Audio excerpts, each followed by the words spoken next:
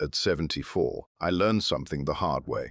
The feet you trust every day rarely complain until they can no longer carry you the same way. Ignoring them felt harmless for years until balance, confidence, and simple freedom began to quietly change.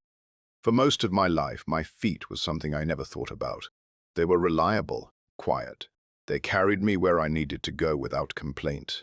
Through workdays, errands, long walks, short walks, and all the ordinary movement that fills a life. They did their job without asking for attention. Because of that, I assumed they would always be there, working in the background, unnoticed and dependable. That assumption stayed with me well into my 60s. Like many people, I paid attention to the parts of aging that were talked about openly. Blood pressure, weight, cholesterol, joints, back pain, balance. These were the things doctors asked about, the things friends mentioned, the things articles warned us to monitor. Feet rarely came up in conversation unless there was pain severe enough to interrupt walking. And because my feet didn't hurt, not really, I believe they were fine. Looking back now at 74, I can see how quietly that belief took hold. I didn't neglect my feet out of carelessness. I neglected them because they seemed unimportant. They didn't demand attention. They didn't ache loudly. They didn't stop me from doing what I needed to do. So, I ignored them. In my 60s, I noticed small changes, but I didn't connect them to my feet. I moved a little slower in the morning. I hesitated before standing up after sitting for a while. I felt less steady on uneven ground. I blamed age, stiffness, fatigue. I told myself these were normal changes, nothing worth worrying about. My feet were never part of the explanation. When shoes felt tighter, I assumed it was swelling from heat or long days. When calluses thickened, I ignored them. When my toes felt less flexible, I adjusted my stride slightly without thinking. Adaptation came naturally. That's what we do as we age, we adapt without announcing it. The trouble with adaptation is that it hides the problem. By the time I was aware something wasn't right, the changes had already been happening for years. Slowly, quietly, without pain sharp enough to demand action. My feet had been compensating, adjusting, carrying extra strain without protest, and I let them. What I didn't understand then, and what I wish someone had told me earlier, is that feet are not passive parts of the body. They are active systems. They manage balance, absorb shock, communicate constantly with the brain, and influence how the rest of the body moves. When they are ignored, the effects don't stay in the feet. They travel upward. In my late 60s, I began to notice that walking felt different. Not painful, but less confident. I avoided uneven sidewalks without realizing why. I held railings more often. I planned my movements carefully, especially in unfamiliar places. Again, I blamed age. But age was only part of the story. My feet had grown weaker, less flexible, less responsive, not suddenly and not dramatically, but enough to change how I moved through the world. Still, I didn't see it. I thought of foot care as something cosmetic or minor, something you did if there was a problem, not something you maintained to prevent one. I trimmed nails, washed my feet, put on shoes, and moved on with my day. No one ever said, "Your feet are your foundation." So I treated them like an afterthought. There's a quiet danger in ignoring parts of the body that still function well enough. They don't sound alarms, they don't force decisions. They just adjust until the adjustments begin to limit you. For me, that limit showed up as caution. I became careful in ways I hadn't been before. I avoided certain shoes. I avoided certain routes. I avoided standing for long periods. I avoided situations where I might feel unsteady. At the time, I believed I was being sensible. I didn't realize I was slowly shrinking my world. Feet are how we meet the ground. When they lose strength or sensitivity, confidence erodes. Not dramatically, but subtly. You don't wake up one day afraid to walk. You wake up one day planning around it. That planning becomes habit. By 70, my habits had changed enough that I no longer questioned them. I didn't see loss. I saw adjustment. I told myself I was just being realistic. What I didn't understand was that ignoring my feet had allowed small problems to become structural ones. Muscles weakened, Flexibility reduced. Circulation changed. Sensation dulled, slightly, not enough to alarm me, but enough to matter. Feet, like eyesight or hearing, decline quietly if unattended. And once they do, the rest of the body compensates. My knees worked harder, my hips stiffened, my back carried uneven load. Balance required more effort. Fatigue arrived sooner. None of these things seemed connected at the time. They were all connected. What made this especially difficult to recognize was the absence of pain. Pain teaches us quickly. Discomfort whispers, and my feet whispered for years while I listened elsewhere.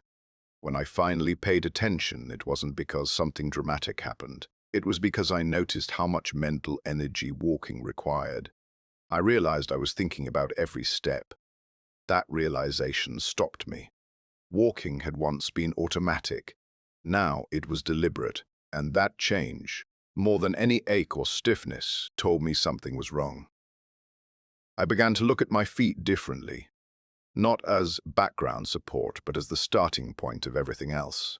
And the more I learned, the more I wished I had started sooner. Ignoring my feet didn't just affect how I walked. It affected how confident I felt leaving the house, how long I stayed out, how much I engaged with the world. Independence doesn't disappear all at once. It recedes quietly. And the feet are often where that retreat begins. If you're in your 60s or early 70s and your feet don't hurt, you might think there's nothing to worry about. I thought the same. But comfort is not the same as health, and absence of pain is not proof of strength. Feet age like everything else. They lose muscle. They lose flexibility. They lose responsiveness. When they are not supported, they slowly stop supporting you as well. I didn't lose my independence because of my feet, but I came closer than I needed to. And that is why this story matters, because paying attention earlier, gently, respectfully, could have preserved more ease, more confidence, more freedom, not by fighting aging, but by supporting the parts of the body that quietly carry us through it. This is where the story begins. Not with fear, not with regret, but with awareness. And in the next chapter, I'll talk about why so many of us delay that awareness, why foot care feels optional until it suddenly isn't. Foot care is rarely ignored out of neglect. It is delayed because it does not feel urgent. For most of our lives, feet ask for very little. They carry us faithfully, rarely demanding attention unless something goes seriously wrong. Because of that, many of us grow accustomed to thinking of foot care as optional, something to address only when pain appears, when walking becomes impossible, or when a doctor brings it up directly. By the time we reach our 60s and 70s, that mindset is deeply ingrained. I didn't wake up one morning and decide to ignore my feet. I simply kept doing what I had always done, and what I had always done seemed to work until it didn't. One reason foot care is easy to delay is that changes happen gradually. There is no single moment when feet suddenly become fragile. Instead, there are small shifts, slightly less flexibility in the toes, arches that feel tired sooner, ankles that don't respond as quickly on uneven ground. Each change on its own feels insignificant. Together, they reshape how we move. But because the body adapts so well, these changes rarely feel alarming. Another reason is that many seniors are already managing multiple health considerations. Appointments, medications, routines, advice. It can feel overwhelming. When feet are not causing pain, they fall low on the list of priorities. Attention goes to what feels more serious, more visible, more urgent. Feet are quiet. They don't compete well for attention. There is also a cultural element to this delay. Foot care is often framed as cosmetic or minor, something associated with appearance rather than function. Many of us were raised to believe that unless something hurts badly, it doesn't need medical or personal attention. That belief follows us into later life. I remember thinking that focusing on my feet felt unnecessary, even indulgent. I told myself I was being practical. I had other things to worry about. My feet were still working. Why interfere? What I didn't realize was that maintenance is not interference. Another powerful reason foot care is delayed is discomfort with change. Examining the feet closely, really paying attention, can be confronting. It reveals stiffness, weakness, altered shape, reduced sensation. These changes make aging feel real in a way that's hard to ignore. Avoidance becomes a form of emotional protection. If we don't look too closely, we don't have to acknowledge what has changed. We can continue telling ourselves that everything is mostly fine. And for a while, that story holds. There is also the belief that it's too late. I heard this from others and I told it to myself, that strengthening, flexibility or attention wouldn't matter now. That what's lost is lost. That foot care is preventative, and prevention belongs to the past. This belief is quiet, but powerful. It convinces people to wait longer, to postpone, to assume decline is fixed rather than adjustable. It keeps attention focused on what cannot be changed instead of what can still be supported. Fear also plays a role. Fear of discovering a problem. Fear of needing orthotics, exercises, appointments, or changes to shoes and routines. Fear of opening a door that leads to more responsibility. Sometimes it feels easier not to know. I delayed because knowing felt like commitment, and commitment felt heavy.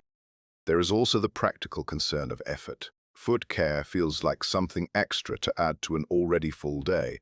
Checking, stretching, strengthening, choosing better footwear, it can feel like work. When energy is precious, extra effort is avoided. This avoidance is understandable. But what we often miss is that foot care reduces effort elsewhere. It supports balance. It reduces fatigue. It makes movement easier rather than harder. The effort is front-loaded, but the benefit is ongoing. Still, without that understanding, delay feels logical. Another reason foot care is postponed is comparison. We look at others our age and assume our experience is normal.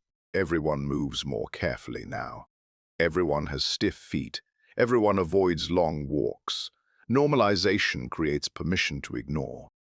But common does not mean harmless. When everyone around you is adjusting quietly, it's hard to recognize that adjustment itself may be the signal. For me, the delay ended not because of pain, but because of awareness. I realized I was planning my life around my feet without acknowledging them directly. I was avoiding situations, limiting myself, conserving energy in ways that felt subtle but restrictive. That realization was unsettling.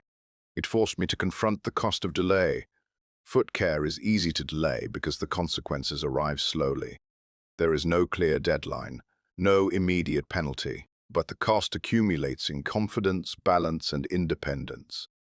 By the time attention finally turns to the feet, much of the work has already been done by compensation rather than care. Understanding why we delay matters. It removes shame. It replaces blame with clarity. Delay is not failure. It is a response shaped by habit, belief, and emotional self-protection. But clarity opens a door, because once awareness begins, something shifts internally.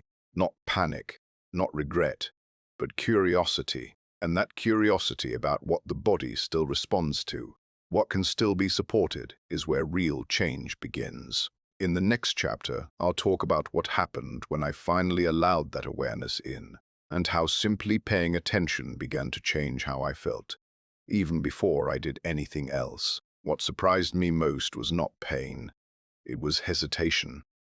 Before I ever felt something clearly wrong with my feet, I noticed that I was beginning to doubt them. The doubt was quiet. It didn't announce itself as fear. It showed up as caution, as pauses, as small decisions made automatically without thought. I walked a little slower on uneven ground.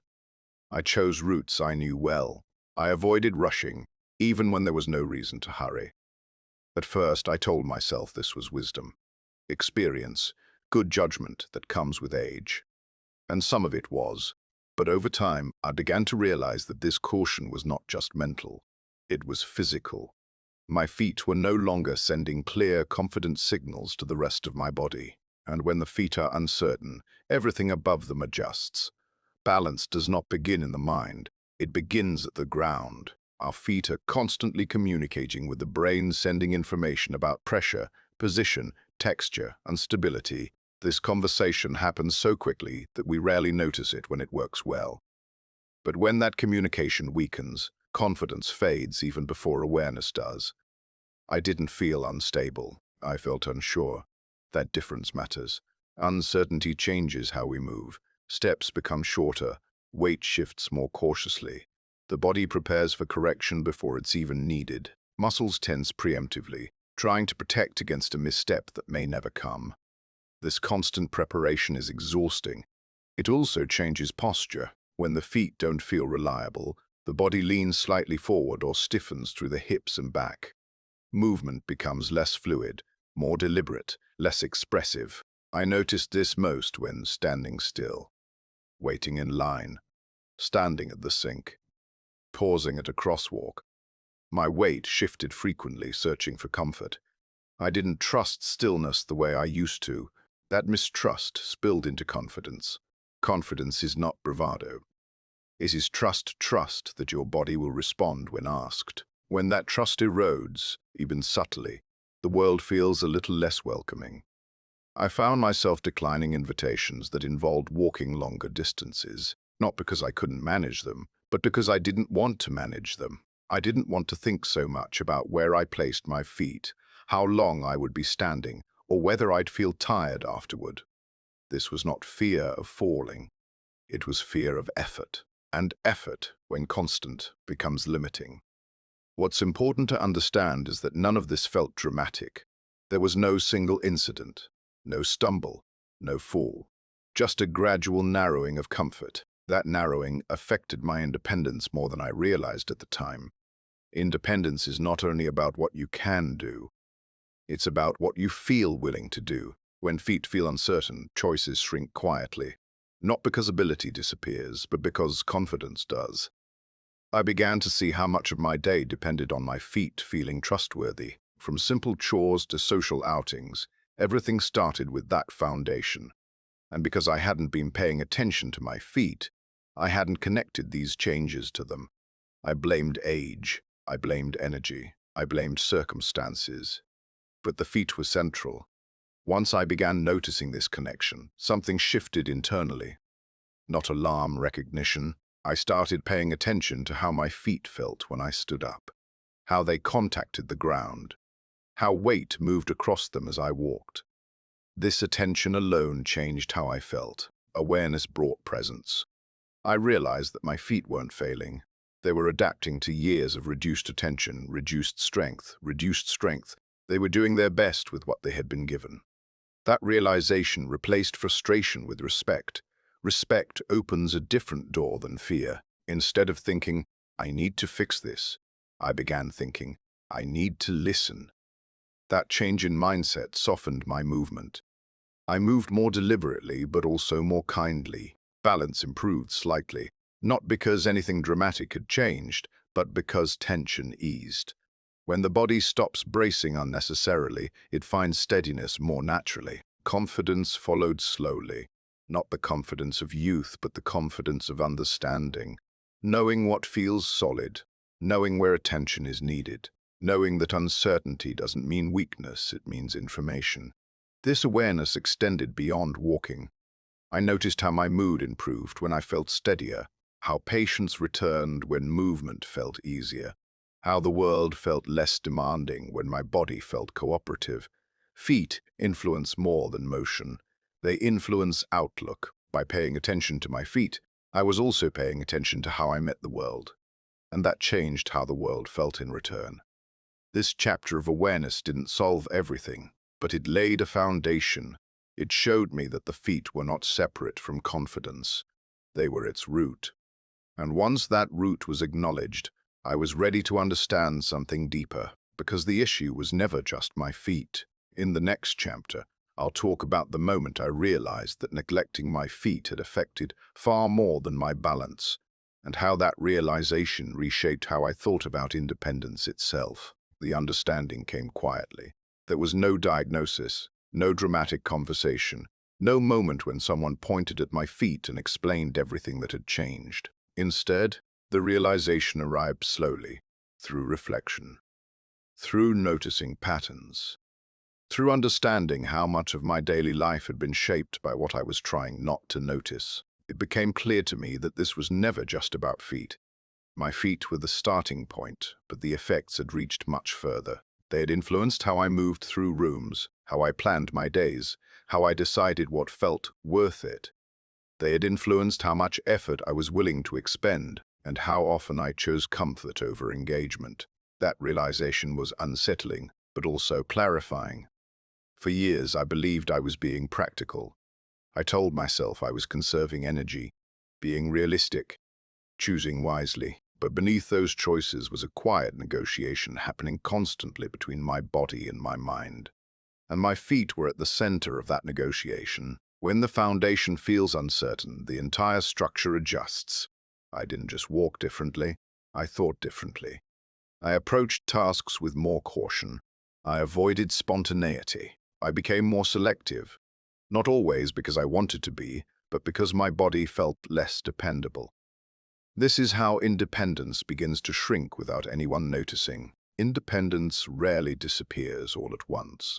It narrows gradually through small concessions. You sit instead of stand. You wait instead of walk. You ask for help sooner than you once would have. Each choice makes sense on its own. Together, they reshape how life feels. I didn't feel dependent. I felt careful. But careful living has a cost. The cost is not weakness. It is reduction. Reduction in options. Reduction in confidence. Reduction in how freely one moves through space and time. What struck me was how quietly this reduction had happened. No one had warned me. No alarm had sounded. I had simply adapted, believing adaptation was the same as acceptance. It isn't. Acceptance brings peace. Adaptation without awareness brings limitation. Once I saw that, I began to understand how much I had underestimated my body's influence on my emotional world. When movement feels constrained, patience thins. When balance feels uncertain, hesitation grows.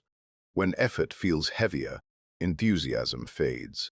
These changes are subtle but persistent. They affect mood. They affect motivation. They affect willingness. I realized that some of the fatigue I attributed to age was actually mental fatigue from constant low-level vigilance, from always being slightly on guard, from managing my body rather than trusting it. That vigilance wears you down. It also shapes identity. I began thinking of myself as someone who needed to be careful, someone who shouldn't push, someone who had to plan. These labels slipped in quietly, carried by experience rather than intention. But they weren't the whole truth. My feet hadn't suddenly become fragile. They had become under-supported. And under-support creates compensation, not collapse. Compensation looks like wisdom. It feels like maturity. But when left unexamined, it becomes habit. Recognizing this did not make me angry. It made me thoughtful. I understood that neglecting my feet had not been a mistake. It had been an oversight shaped by culture, habit, and assumption, and that oversight had consequences that extended into how I saw myself. Seeing that clearly gave me something back. Choice. Choice is central to dignity. When choices are made unconsciously, they feel imposed. When choices are made with awareness, they feel owned. I began asking myself different questions. Not can I still do this, but what support would make this easier? Not is this too much, but what's limiting me here? Those questions shifted my focus from loss to possibility. This wasn't about reversing time. It was about understanding what still mattered. Once I recognized that foot care was not a minor detail but a form of self-respect, my perspective changed. Caring for my feet became less about maintenance and more about agency. Agency is the ability to influence one's own experience. That influence does not require youth, it requires attention. The more I thought about it, the more I saw how foot health underpins so many aspects of daily life: balance, posture, confidence, energy. When those are supported, everything else feels more manageable. That realization softened something inside me. I stopped viewing my body as something that was slowly betraying me. I began seeing it as something that had been quietly asking for support in the only way it could. And I had missed the message, not because it was loud, but because it was polite. This chapter of understanding changed how I approached the future. It shifted my attention away from what I feared losing and toward what I could still protect, because independence is not just about strength or speed. It is about trust. Trust that your body will respond when asked. Trust that your choices are yours to make. Trust that you can engage with life without constant negotiation. That trust begins at the feet. In the next chapter, I'll reflect on what earlier attention might have preserved, and why looking back with clarity is more helpful than looking back with regret. Looking back, I no longer ask myself why I didn't do more sooner. That question leads nowhere useful. What I ask instead is simpler and far kinder. What might earlier attention have preserved? This way of looking back carries no blame. It carries understanding. If I had paid closer attention to my feet earlier, not out of fear but out of respect, I believe certain things would have stayed easier for longer. Not perfect, not unchanged, just easier. Ease matters more than we admit. Ease is what allows us to move through the day without thinking about every step. It is what lets us stand in conversation without shifting constantly. It is what makes walking feel like participation rather than negotiation. I didn't lose these things suddenly. They thinned over time. Earlier attention might have preserved that thin margin, the space between effort and strain. That space is small, but it holds enormous value. I think often about balance. Balance is not something you notice when it's there. You notice it only when it becomes uncertain. Earlier attention to my feet strength, flexibility, sensation might have kept balance feeling instinctive rather than deliberate. That instinctive balance feeds confidence. Confidence isn't about daring or risk-taking. It's about not having to think. When the body knows what to do, the mind is free to focus elsewhere. Earlier attention might have preserved that freedom. I also think about posture. When feet weaken or stiffen, posture changes quietly. The body compensates upward, shoulders round, the head shifts forward. These adjustments protect, but they also tire the body over time. Earlier care might have reduced that compensation. It might have allowed my body to stay more upright with less effort. That uprightness affects how we feel about ourselves. There is dignity in standing comfortably, in walking without guarding, in moving through space without apology. Earlier attention might have preserved more of that dignity. There is also endurance. I don't mean athletic endurance. I mean the ability to remain engaged without needing frequent rest, to stand through a conversation, to walk through a store without watching the clock. Earlier foot awareness might have made daily tasks feel less draining, not because they became easier in absolute terms, but because they demanded less mental energy. Mental energy is precious. When movement requires planning and vigilance, the mind tires quickly. That fatigue affects mood, patience, and willingness to engage. Earlier attention might have preserved more mental ease. What strikes me most is how small the changes could have been. Not dramatic interventions, not rigid routines, just regular noticing. Occasional strengthening, gentle flexibility, appropriate footwear. Time and attention given before compensation became habit. Small acts, repeated early, often prevent larger adaptations later. But hindsight does not ask us to regret what we didn't know. It asks us to learn. Learning from the past does not mean trying to undo it. It means using clarity to shape the present. When I look back now, I see that earlier attention might have preserved not just physical comfort, but choice. Choice to move without hesitation. Choice to say yes without calculating cost. Choice to trust my body without constant monitoring. Those choices are the essence of independence. The good news, something I didn't understand before, is that preservation does not end at a certain age. While earlier attention might have kept more ease and tact, later attention still protects what remains. It still strengthens. It still supports confidence. The window does not close. It simply narrows, and even within that narrower window, meaningful support is possible. Looking back with clarity instead of regret allows me to speak honestly to those who are still ahead of me in years, not to warn them with fear, but to offer them something I didn't fully appreciate until later. Attention is powerful, not frantic attention. not anxious monitoring. Calm, respectful attention, the kind that says, "This part of me matters." If I had understood sooner that my feet were not just tools but messengers, I would have listened more carefully. I would have responded earlier, not because something was wrong, but because something was valuable. That is the difference between reaction and care. Reaction waits for pain. Care begins with respect. Understanding this has changed how I think about aging itself. Aging is not just about managing loss. It is about protecting what allows life to feel lived rather than endured. Feet play a larger role in that than most people realize. Looking back now, I don't wish I were younger. I wish I had been more attentive. That wish is gentle, not heavy, and it carries forward into how I live now. Because what matters most is not what was missed, but what can still be honored. That brings me to the final message I want to share. One meant not for regret, but for calm confidence. In the next chapter, I'll speak directly to those in their 60s and early 70s about what paying attention now can quietly preserve for years to come. If you are in your 60s or 70s, I want to speak to you without urgency, without fear, and without instruction. I am not asking you to change your life. I am asking you to notice it. Your feet are already telling a story, not a dramatic one, a quiet one.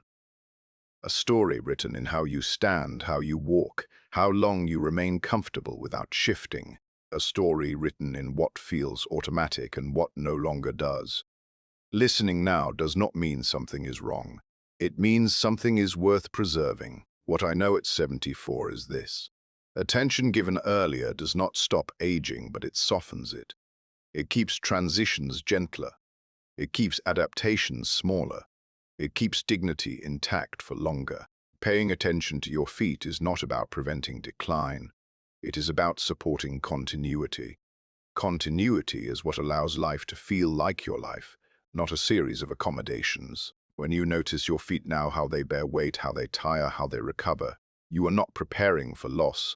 You are reinforcing trust. You are telling your body, "I am still listening." That message matters. The body responds differently when it feels respected rather than ignored. Muscles engage more willingly. Balance steadies more naturally. Movement feels cooperative rather than negotiated. You do not need intensity. You do not need perfection. You do not need to fix anything. You need presence. Presence when you stand. Presence when you walk.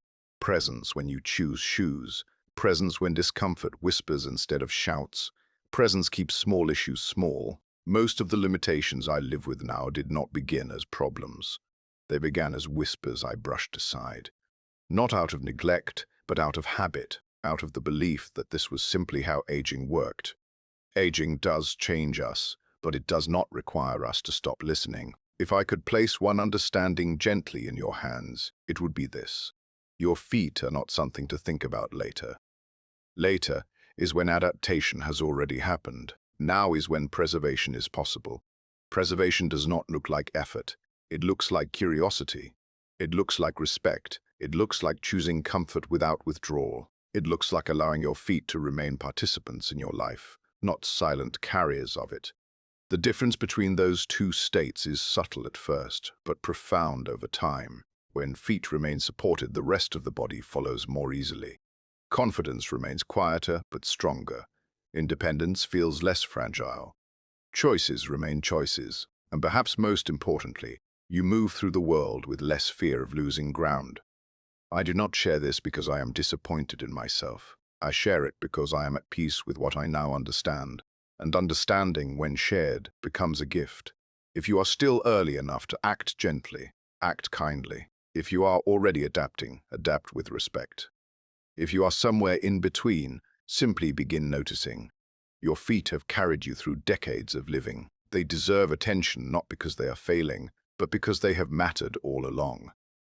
That is what I know now, and if this knowing reaches you in time to preserve even a little more ease, then this story has done what it was meant to do.